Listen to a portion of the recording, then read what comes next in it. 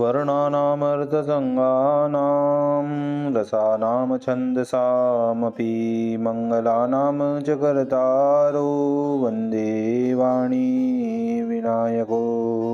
नारायणं नमस्कृत्य नरं चैव नरोत्तमं देवीं सरस्वतीं व्यासं ततो जयमुदीरयेत्।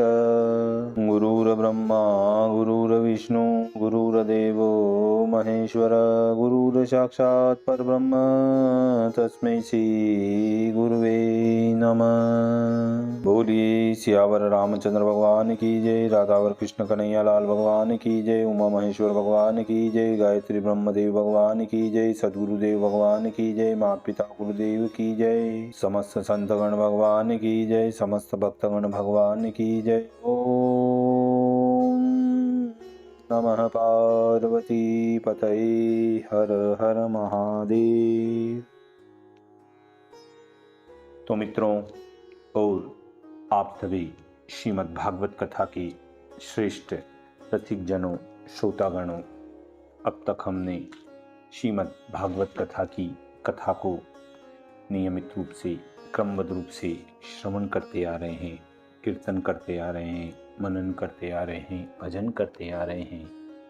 अब हम उसी क्रम में श्रीमद् भागवत कथा के 11वें स्कंद के 28वें अध्याय की ओर कथा को अग्रसर करते हैं। आप सभी श्रेष्ठ श्रोतागण रसिक जन भगवान श्री राधा वल्लभ कृष्ण कन्हैया लाल के श्री चरणों में दृढ़ भक्ति रखते हुए कथा का श्रवण करें, कीर्तन करें, मनन करें, भजन करें। बोलिए राधा और कृष्ण कन्हैया लाल भगवान की जय। तो कहते हैं 28 अध्याय में ज्ञान योग विस्तार, अब वर्णो संक्षेप सो सज्जन लेहूं विचार, सज्जन लेहूं विचार। भगवान श्री कृष्ण चंद्र बोली कि हे उद्धव, जो मेरी भक्ति में अथवा पूजा में रहे वह इस ज्ञान में निष्ठा करें, पराय स्वभाव एवं कर्मों की स्तुति और निंदा न करें, संपूर्ण विश्व को प्रकृति पुरुष करके जाने, मुझसे भिन्न नहीं जाने। जो पराय स्वभाव और कर्म की निंदा करता है अथवा सराहना करता है वह मिथ्याभूत प्रपंच दृष्टि होकर शीघ्र ही ज्ञान से भ्रष्ट हो जाता है। जब इंद्रियां निद्रा से व्याप्त होती हैं तब मन से यह जीव स्वप्न देखता है। माया रूप स्वप्न है, पीछे मन भी लीन हो जाता है, तब चेतना नष्ट हो जाती है, तब मनुष्य मृतक समान सुषुप्ति दशा को प्राप्त होता है। वह स्वप्न में जो होता है वही भ्रमरूप यह है, और जो वस्तु ही नहीं केवल भ्रम है उसमें यह भला हुआ, यह बुरा हुआ, इतना भला इतना बुरा, इसका क्या कहना।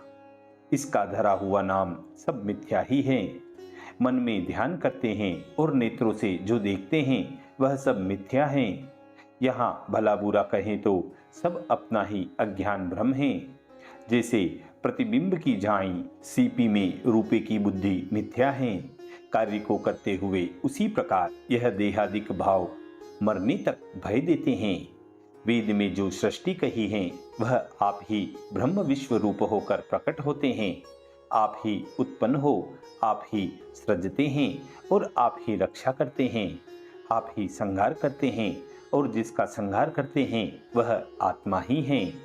आत्मा जो सबसे पृथक निरूपण किया है उससे कोई पदार्थ पृथक नहीं है। यह अध्यात्म अधिदेव और अधिभूत रूप जो प्रतीत होता है सब माया रचित होने से निर्मूल ही है। यह अध्यात्म आदि 3 प्रकार का गुणयुक्त संसार आत्मा में माया की द्वारा भासता है। जो पुरुष यह मेरी कही हुई ज्ञान विज्ञान की चेष्टा को जानते हैं वे किसी की निंदा स्तुति नहीं करते, सूर्य की भांति समान होकर लोकों में विचरण करते हैं। वह कैसे हों उसे कहते हैं। जो वस्तु आदि अंत युक्त हैं वह मिथ्या है। यह जानकर प्रत्यक्ष उपजे और नष्ट हुए जगत को अनुमान वेद और अपने अनुभव से ऐसे जाने की जो यह दिखता है वह सब मिथ्या है। यह ज्ञान जब दृढ़ हो जाए तब निसंग होकर विचरण करें। उद्धव जी बोले कि हे भगवान, आत्मा स्वयं प्रकाश है, ज्ञान रूप हैं, देह जो जड़ हैं, तो यह संसार किसको लगता है?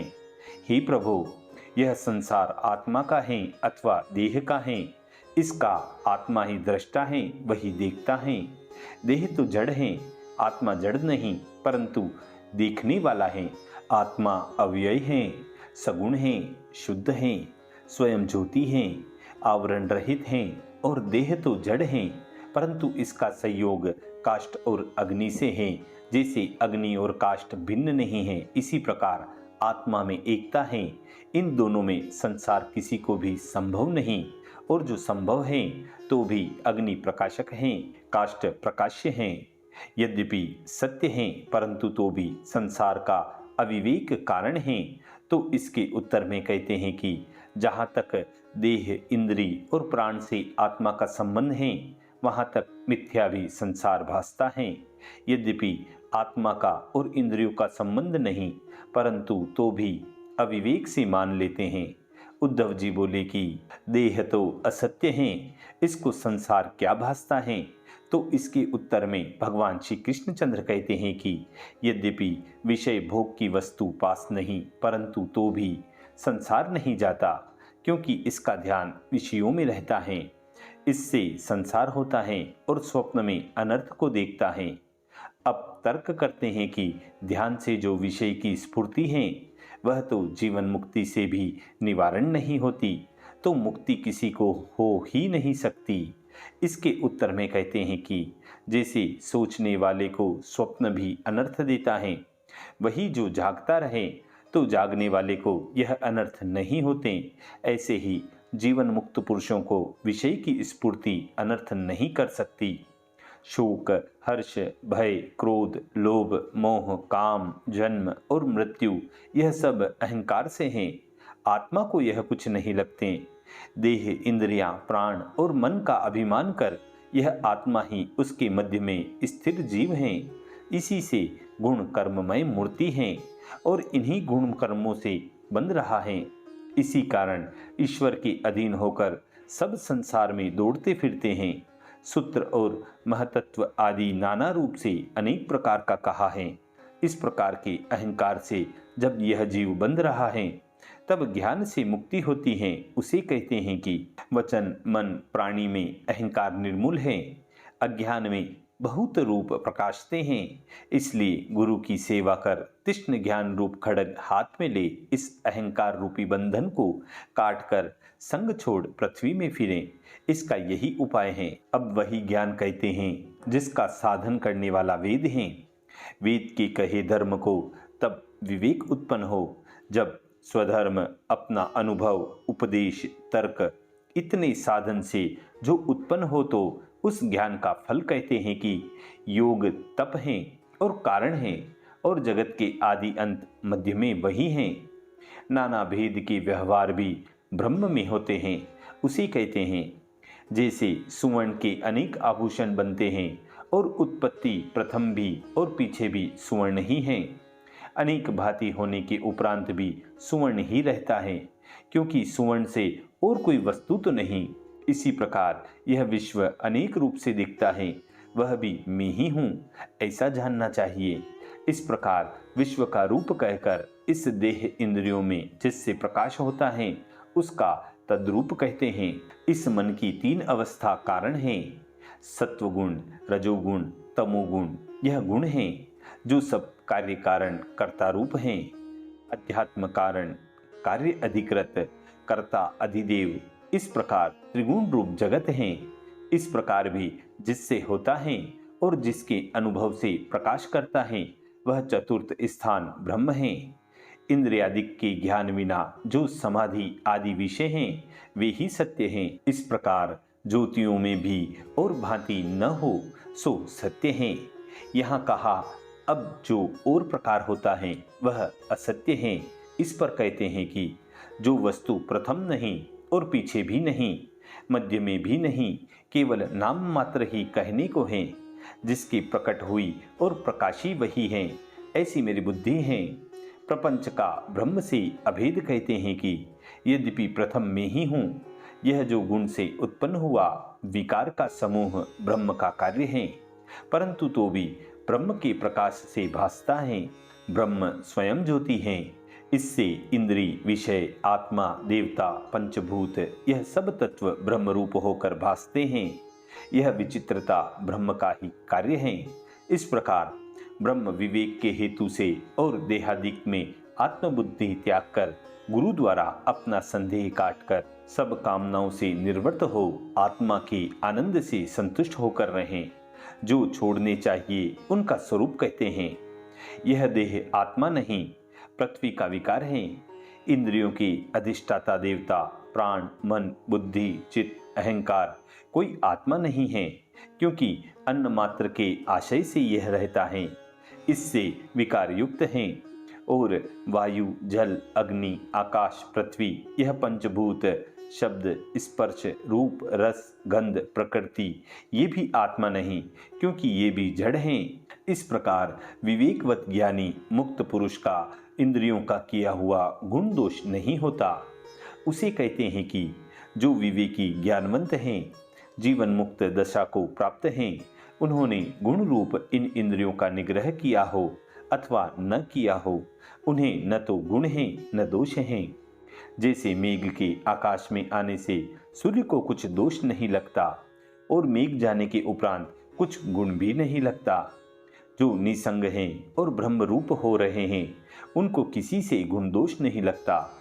जैसे आकाश भूमि में आते जाते ऋतु के गुण शीत, उष्णादिक और वायु, अग्नि, जल से बंद नहीं होते, इसी प्रकार अक्षय ब्रह्म, सत्व, रज, तम यह गुण अहंकार के हैं। संसार का हेतु कारण से नहीं मिलता, उनसे भिन्न भिन्न हैं। तथापि वहां तक माया के गुणों का संगम करें जहां तक मेरी दृढ़ भक्ति योग करके मन की विषयाशक्ति दूर न हो जाए। जैसे रोग को भले उपचारों से दूर न किया हो तो वारंबार वह रोग उत्पन्न होकर दुख देता है, उसी प्रकार रागादिक और कर्म जिसके दग्ध नहीं हुए तो और सब विषयों में आसक्त मन भी योगी पुरुष को फिर बाधा करता है। और जो योग से भ्रष्ट हो गया हो तो उसका क्या उपाय?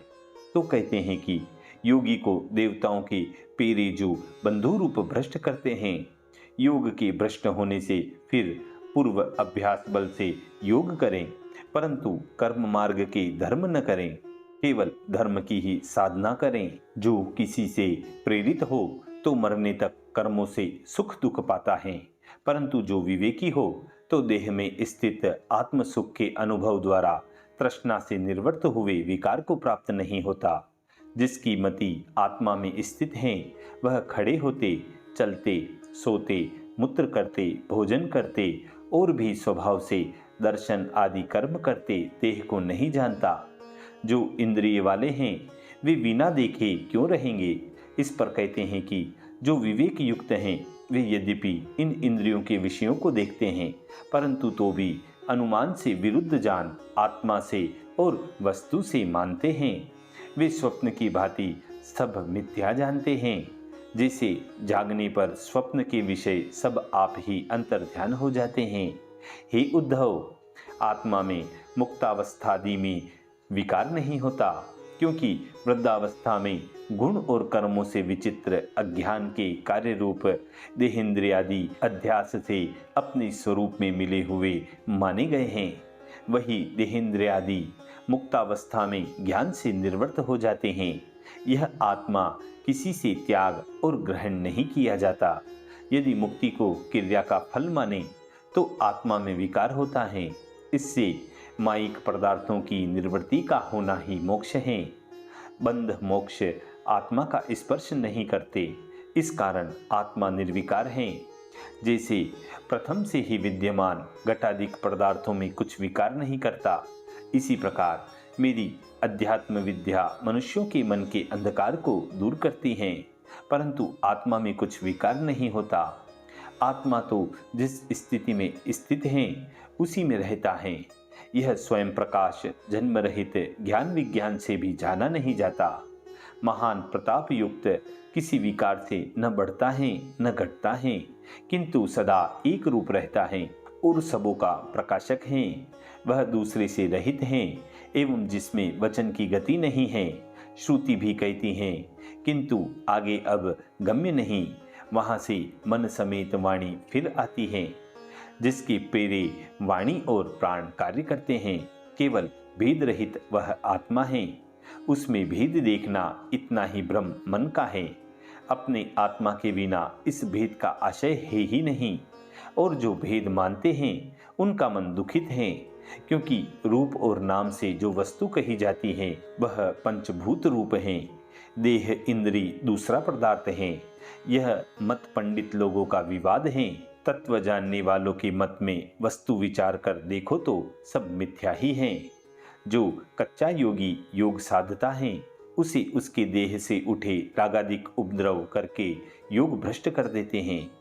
उनको मैंने आगे यह लिखी विधि कही है कि योग की धारणा से चंद्रमा तथा सूर्य के ताप को जीतें, आसन से प्राणवायु और धारणा वायु से वात रोग सभी जीतें, तप ग्रह औषधि से पाप ग्रह कृत सब अशुभ दूर करें, चित्त का दोष मेरा ध्यान करके दूर करें, मेरे नाम कीर्तन आदि से काम क्रोधादिकों को दूर करें, और कितने ही योगेश्वरों की सेवा करके सब दंभ अहंकार आदिक अशुभों को शनि शनि दूर करें।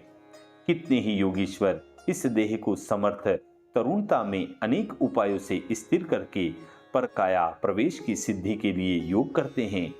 ज्ञान की निष्ठा नहीं करते, और जो कुशल ज्ञाता हैं वे उनका आदर नहीं करते, क्योंकि देह अनित्य है। इस कारण निश्चय मन से योग करके इसके रखने का श्रम निरर्थक है। जैसे वट वृक्ष के फल मिथ्या हैं, यद्यपि योग सिद्ध का नित्य सेवन करते करते प्राणायामादिक प्रभाव से शरीर में ही हो ही जाता है, परंतु तो भी बुद्धिमान मेरे भक्त पुरुष को समाधि त्याग कर इस शरीर की सिद्धि पर विश्वास करना योग्य नहीं। इसलिए योगी जनों को चाहिए कि मेरे आशय से यह योग करें तो विघ्न नहीं होता। जब निष्प्रह होने पर आत्मा का अनुभव प्राप्त हो और मेरे आशय से सब विघ्न निवृत्त हो, तो वह योगी आनंद से परिपूर्ण हो जाता है। इसी मधुर संवाद के साथ श्रीमद् भागवत कथा के 11वें स्कंद के अष्टाविंशो अध्याय 28वें अध्याय की पूर्णता व समाप्ति होती है। बोलिए श्री कृष्ण कन्हैया लाल भगवान की जय।